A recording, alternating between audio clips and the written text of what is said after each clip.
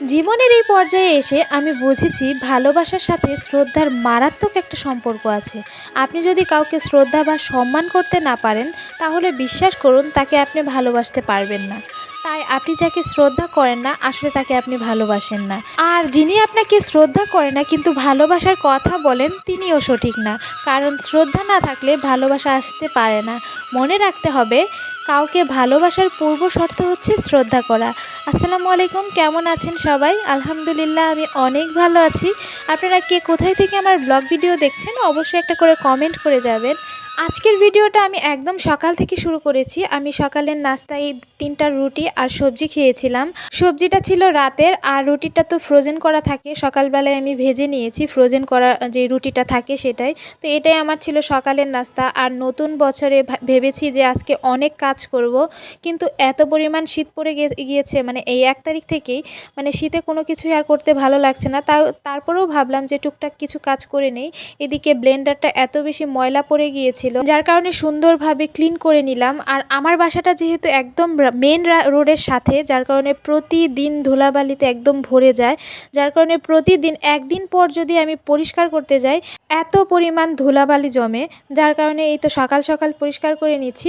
খাওয়া দাওয়া তো করা হয়ে গিয়েছে, তো বাসায় ভাবছিলাম যে ঠান্ডার ভিতরে এত বেশি কাজ করব না। তারপরে যখন একটা কাজ ধরা হয়, তখন মনে হয় যে এটা আবার আরেকটা করি, এরকম করে করে অনেক কাজই করা হয়। তো টুকটাক করে বেশ কয়েকটা কাজই করেছিলাম। আর এদিক দিয়ে এগুলো সব কিছু পরিষ্কার করে নেওয়ার পর নিচে বই রেখেছি। বইয়ের উপর দিয়ে বেশ কয়েকদিন যাবৎ আমি পরিষ্কার করা হয়নি, উপর দিয়ে এত পরিমাণ ময়লা জমে গিয়েছে। তো এদিক দিয়ে এই বইগুলো খুব সুন্দরভাবে পরিষ্কার করে করে গুছিয়ে রাখছি।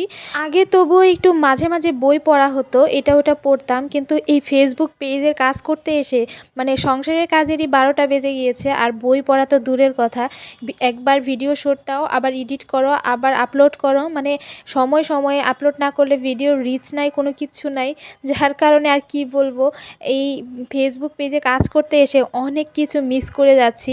তো এই দিক দিয়ে সব কাজ কমপ্লিট করে নেওয়ার পরে এদিক দিয়ে দেখলাম থালা বাটি সব নোংরা হয়ে আছে। আর আমি তো এমন অলস, যখন মানে আলসামি করি তখন একটা কাজও করি না, আর যখন কাজ শুরু করি তখন কাজ করতেই থাকি।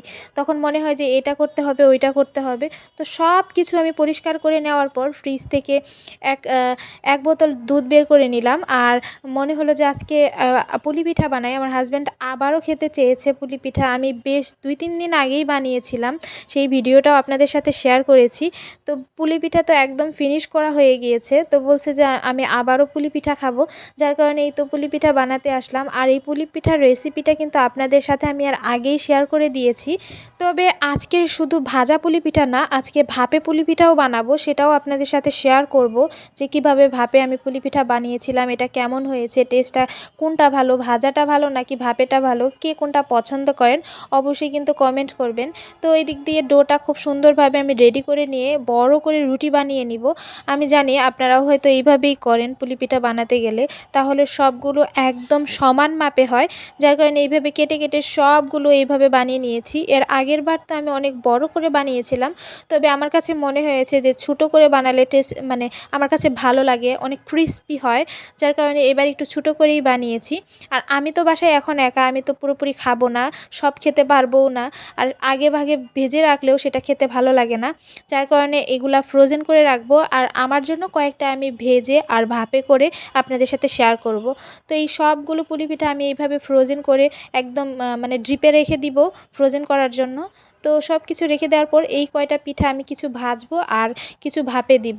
তো 4টা পিঠা এখানে আমি ভাপে দিয়েছি, আর ওই ছোটো ছোটো যে মিনি পুলি পিঠাগুলো আছে ওগুলো আমি ভেজে খাবো।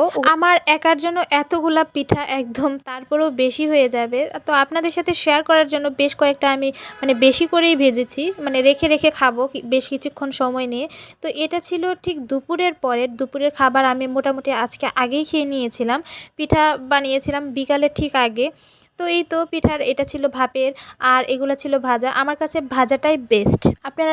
আপনারা কে কোনটা পছন্দ করেন অবশ্যই কমেন্ট করবেন। তারপরে সব কাজকর্ম করে একটা লম্বা ঘুম দিয়েছিলাম। তারপর উঠে দেখি একদম রাত। এখানে একটু চা খেলাম, বিস্কিট খেলাম। আজকের ভিডিওটা এই পর্যন্তই। সবাই ভালো থাকবেন। আল্লাহ হাফিজ।